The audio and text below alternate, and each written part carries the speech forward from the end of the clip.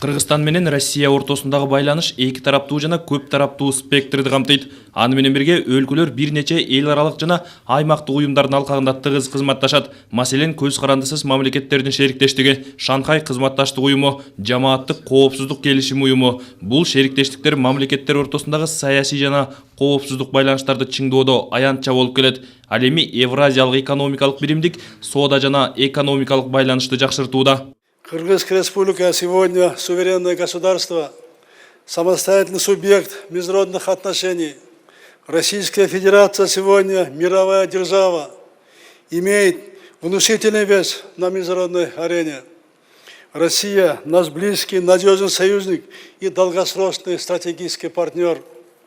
Выражая волю наших народов, мы выступаем единой позицией в составе интеграционных и военно-политических объединений.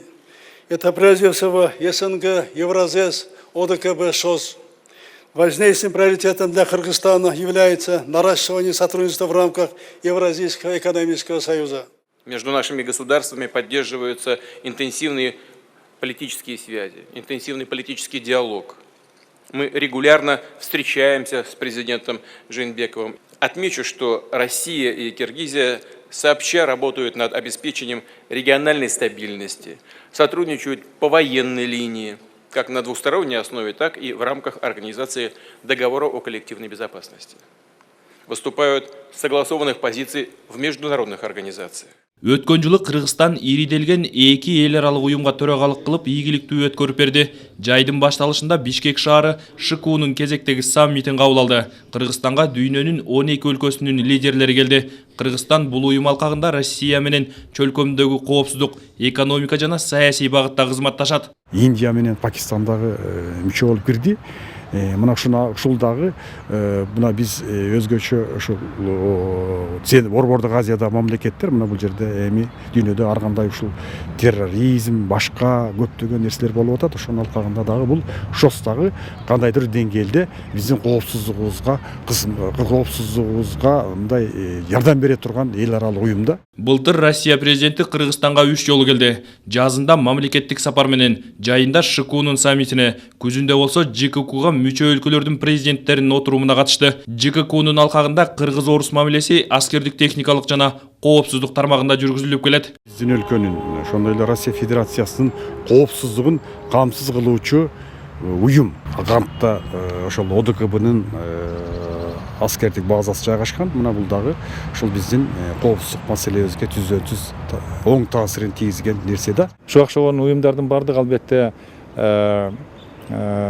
Кыргызстан үчүн абдан маанилүү. Жана бул уюмдарда биз өзүбүзгө шериктеш таап иштей тургандай деңгээлге чыкканыбыз талашсыз. Ошо бизге аябай жакшы бардык жактан колдоо көрсөтүп, бизди ошо уюмда энсиретпей, биздин позициябызды колдоп, керек боло турган жерде коргой турган дагы бул Россия экендиги талашсыз да. Кыргызстан жана Россия соода экономикалык тармакта өнөктөш өлкөлөр.